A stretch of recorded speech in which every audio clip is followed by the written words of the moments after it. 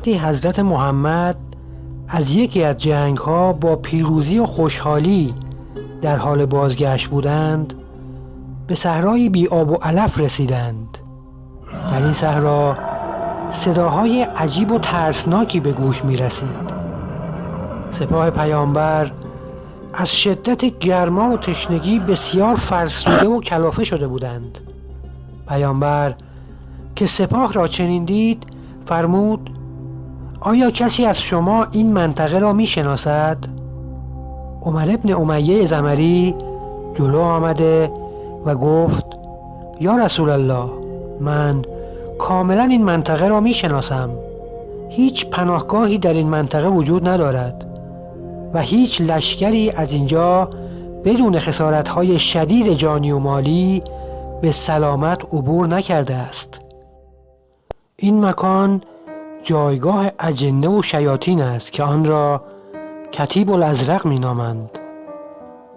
در این بیابان چاهی وجود دارد که آبش سردتر از برف است، اما احدی نمی تواند از آن استفاده کند، زیرا آن چاه محل زندگی اجنه و عفریت هایی است که سلیمان نبی به دلیل تمرد از دستورات خداوند آنها را به اینجا تبعید کرده است.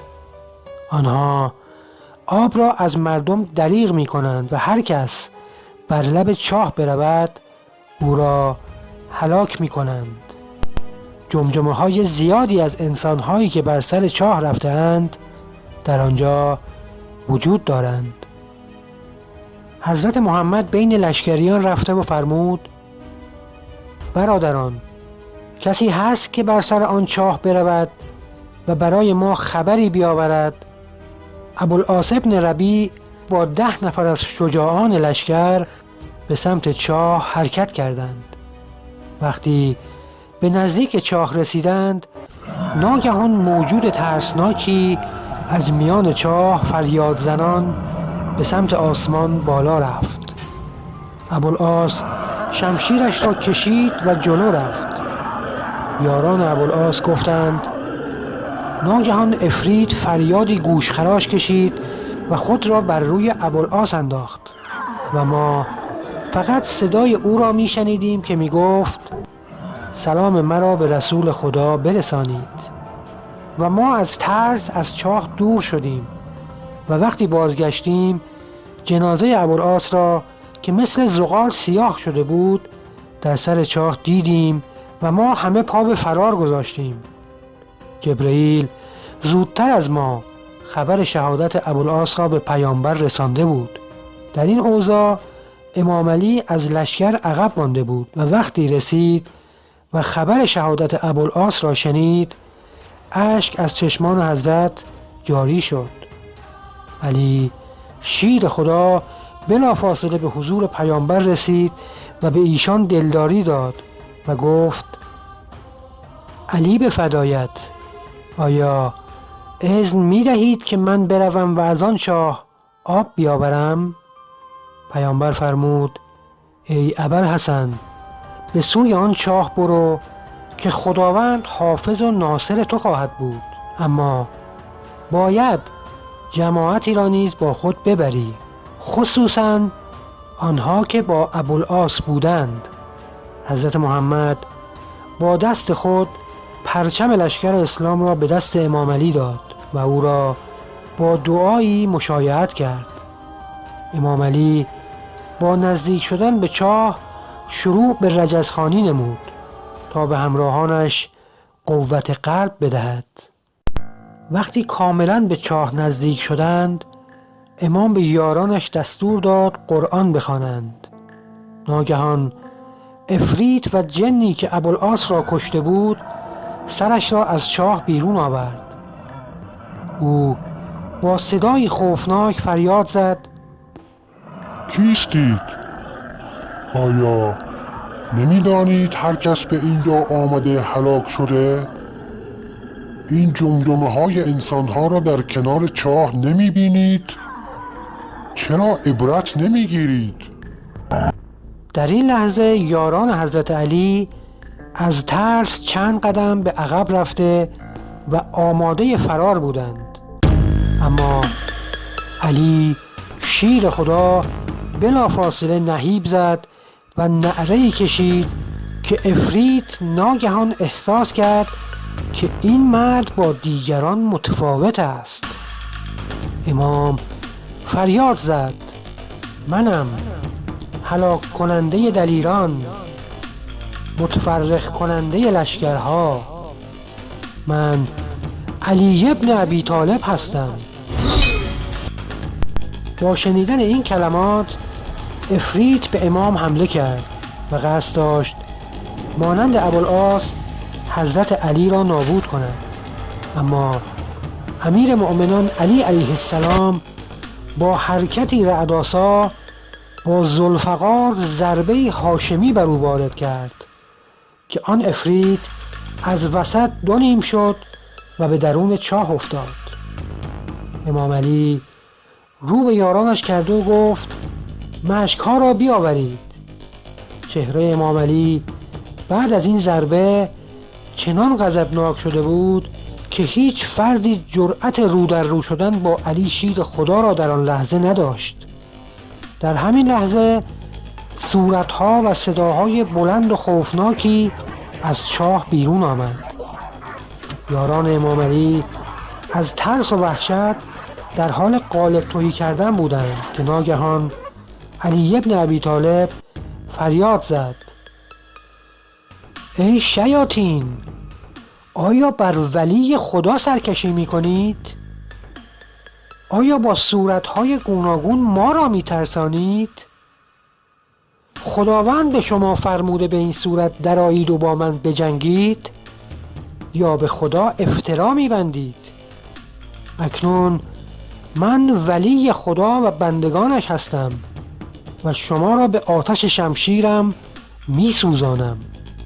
پس شروع به خواندن قرآن نمود و سپس به صورت آنها دمید. دودها و شراره‌ها و صورتهای ترسناک همه از بین رفتند. سپس امام علی بقیه را صدا کرد و همه بر سر چاه رفتند. امام طناب را با دست گرفته و دلو را به چاه انداخت. هنوز ظرف به وسط چاه نرسیده بود که اجنه طناب را قطع کردند و ظرف خالی را بیرون انداختند. خشم و غضب شیر خدا در صورتش نمایان شد. امام علی سرش را در چاه نمود و فریاد زد: ای جنی که ریسمان درب را برای ولی خدا بریدی و بیرون انداختی، خودت بیرون بیا تا سزایت را ببینی. ناگهان عفریتی همچون کوهی عظیم با صورتی ترسناک و چشمهای آتشین از چاه بیرون آمد. حضرت علی حتی فرصت سخن گفتن را به او نداد و با ضربه‌ای چنان بر کمرش زد که آن کوه را به دو نیم ساخت و سپس دلو دیگری را به چاه انداخت و بلند بلند برای جنیان رجز می‌خواند و آنها از ته چاه جواب امام علی را با گستاخی و بیشرمانه می‌دادند. همین که دلو به آب رسید دوباره طناب را پاره و دلو را بیرون انداختند. عفریتی از ته چاه فریاد زد: ای صاحب دلو، اگر راست میگویی خود را به چاه بیانداز. حضرت علی به درون چاه فریاد زد: ای گروه جنیان و شیاطین، آیا شما علی را از آمدن به درون چاه میترسانید؟ آماده باشید که با ذوالفقار دو سر آمدم. امام به یارانش فرمود مرا به چاه بفرستید. با اصرار زیاد امام طناب را به کمر امام علی بستند و او را به چاه فرستادند. هنوز به وسط چاه نرسیده بود که جنیان ریسمان حیدر کرار را بریدند و آن حضرت را سرنگون کردند. صدای ناله و فغان یاران امام بلند شد و گمان کردند اتفاق بدی برای امام علی پیش آمده. از ته چاه صداهای ترسناک و ولوله عجیب به گوش می رسید. یاران گمان به نابودی امام بردند، اما ناگهان صدای رعدآسای علی شیر خدا بلند شد که فرمود: الله اکبر، جاء الحق و زهق الباطل، و صدای چکاچک شمشیرها و نزاع و درگیری‌های شدیدی به گوش می رسید. بعد از آن صداهایی به گوش می رسید که در حال التماس به امام بودند و می گفتند: ای پسر ابوطالب، به ما امان بده. و امام علی می فرمود: به خدا قسم برای شما امانی نیست مگر اینکه با اخلاص بگویید لا اله الا الله محمد رسول الله و علی ولی الله، و عهد و میثاق را با من محکم کنید که بعد از این هر کس بر سر این چاه آمد که آب ببرد مانع نشوید. در همین حال جبرئیل بر پیامبر وارد شد و به پیامبر عرض کرد: خداوند به رسولش سلام رساند و فرمود: نگران نباش، ما با چندین هزار ملائکه به حمایت و حراست از پسر عمویت علی علیه السلام اقدام کرده ایم. اگر می‌خواهید بر سر چاه تشریف ببرید مانعی نیست. و پیامبر با چشمانی اشک‌آلود بلافاصله به سوی چاه حرکت کردند و به دهانه چاه رسیدند. جبرئیل بار دیگر نازل شد و گفت: قربانت گردم، جزع نکن. خداوند اراده نمود که این جنیان کافر و قاتل به دست نازنین امیرالمؤمنین علی علیه السلام مجازات شوند و تا قیامت این افتخار برای علی شیر خدا ماندگار شود، وگرنه خدای تعالی ملکی دارد که می تواند در آن واحد و در لحظه‌ای تمام این گروه اجنه و شیاطین را قبض روح کند. پیامبر به صدای بلند فرمود: یا علی، و حضرت از ته چاه فریاد زد: لبیک لبیک یا رسول الله. بعد از لحظاتی علی علیه السلام بر سر چاه آمد و پیش پای پیامبر بر زمین افتاد. پیامبر فرمود: ای علی، من خبر دهم که تو در چاه چه کردی یا خود شما میگویی؟ امام به پیامبر عرض کرد: ای رسول خدا، چیزی بر شما مخفی نیست، شما بفرمایید. پیامبر هر چه خبر میداد امام علی تصدیق میکرد. پیامبر فرمود: علی 20,000 عفریت و اجنه شر را از دم تیغ گذراند و باقی را، آنها را که از روی اخلاص ایمان آوردند، امان داد. در این اتفاق بسیاری از جنیان و طوایف آنها مسلمان شدند و به خدا ایمان آوردند.